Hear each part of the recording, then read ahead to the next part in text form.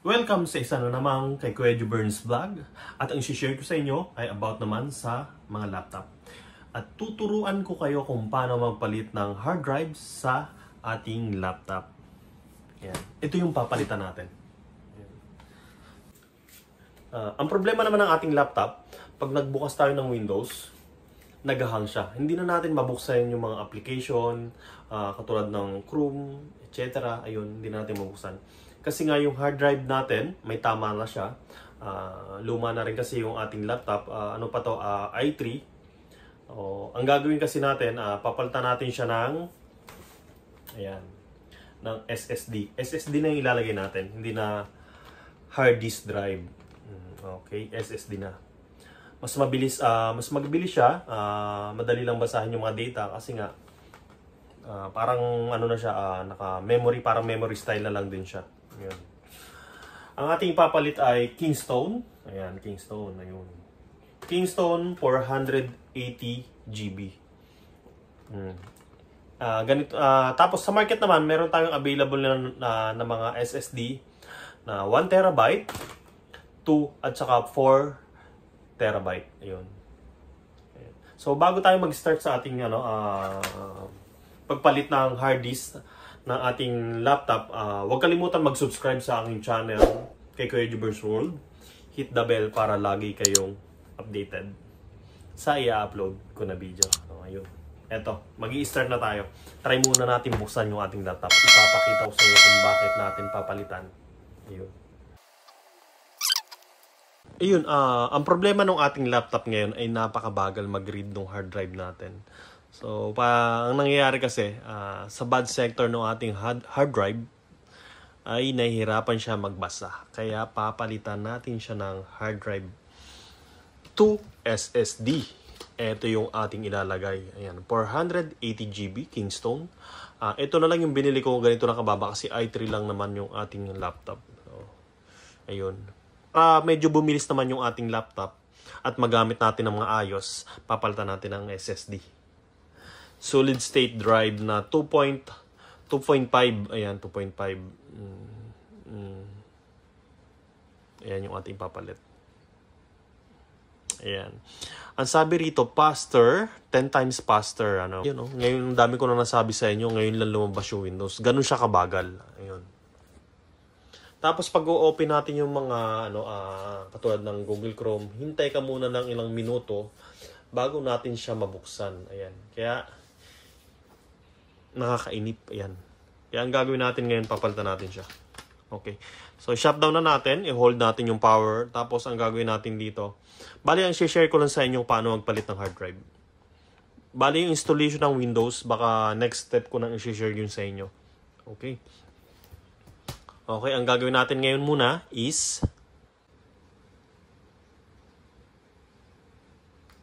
okay, ganun lang. Ayan. Ang gawin natin, siyempre close natin yung laptop, tanggalin yung power, tapos tatanggalin natin ang ating battery. Tanggalin natin yung ating battery. Okay. Okay. So, natanggalan natin yung ating battery. Bali dito sa likod, ang makikita nyo, ang pwede lang buksan dito is dalawang part. Ito. Itong part na to, nabubuksan. And then, itong part na to, ito, ganyan kalaki, nabubuksan. Ang bubuksan natin dito, itong part na to, nandito kasi yung ating hard disk. Tapos, nandito naman sa kabilang side, yung memory. Tapos yung nandito naman, pwede natin siyang saksakan ng SSD, yung maikli lang. May nabibili maikli, merong mahaba, ganon. Yung may mga sukat kasi yan, mga kabonyo. Tapos sa part natin nandito naman yung SD card, nandito yan. So hindi ko na ito bubuksan, ang bubuksan na natin nandito. Buksan na natin. Tapos eto, ayan mga kabonyok, napapansin nyo, eto. Ayun, napapansin nyo to. Ayan, ito yung pinakang hard disk natin. Tatanggalin natin yung mga screw. So, ito yung screw natin. 1, 2, 3, 4. So, tatanggalin natin.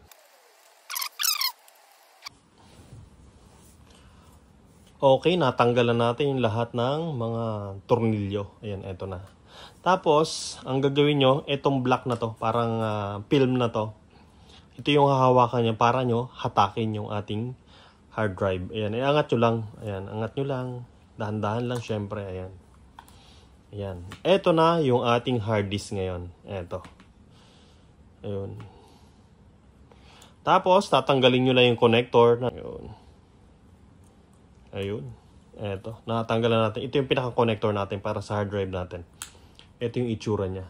Ganyan siya kakapal. Tapos, papakita ko sa inyo mamaya yung kung gaano kanipis yung ating papalitan. And then, pagkatapos, tanggalin natin itong 4 na screw na to, yung nakatornilyo sa ating hard drive. Eto na. Ito yung itsura ng hard drive natin. Pag binuksan nyo itong hard drive na to, meron kayong makikita sa loob na parang bilog na disk. Ayun yung ano niya, yung doon sinisave yung mga data. Ayan o, parehas na parehas ang sukat yan mga kabonyok. Ayan, 480 GB. Buksan natin, isi-share ko sa inyo kung gaano to kanipis ang ating ipapalit. Ayun, eto. Ito yung ipapalit natin mga kabonyok. Ayan o. I-compare natin kung gaano kanipis yung ating ipapalit. Ayan lang o. Ayan o. Ganyan lang siya kanipis. Ayan o. Ayan. Wala na tong mga disk. Parang memory na lang din to. Ayan o. Ayan. Ayan. Yan yung ating ipapalit. Ayan. Ayan. So, ito naman yung ikakabit natin do sa ating, ayan, ang pinakang enclosure niya. Ito, i-screw natin. Hard drive. So, ang pinalit natin, ayan, Kingston, 480 GB. Okay. Ayan. Ikakabit na natin ngayon ito do sa ating, ayan, connector. Ayan. Okay, mag-alala mga kabonyok. Parehas na parehas yan. Pati yung connector niyan, parehas na parehas. Ibaon nyo lang sagad para, di ba? Ayan. Ayan. Pagkasaksak nyo, ayan ang itsura natin ngayon. Ibabalik na natin siya sa ating pwesto.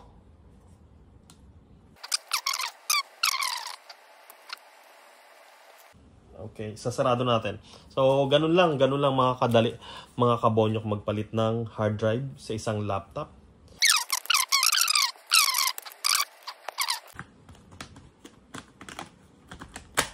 Ayun lang. Ganun lang mga kadali kabonyok ang magpalit ng hard drive sa isang laptop mga kabonyok. Ayan, eto. So hanggang dito na lang muna ang ating video. Okay, maraming salamat. Huwag kalimutan mag-subscribe sa aking channel kay Kuya Jebern's World. Hit the bell para lagi kayong updated sa ating i-upload na video. Okay, next na i-update ko naman next na i-share ko naman sa inyo ay kung paano mag-install ng operating system. Ayan, katulad niyan. Wala pa siyang operating system. Ayan. I-share ko sa inyo kung paano mag-install ng OS. Okay. So bye-bye, hanggang dito na lang muna. Maraming salamat.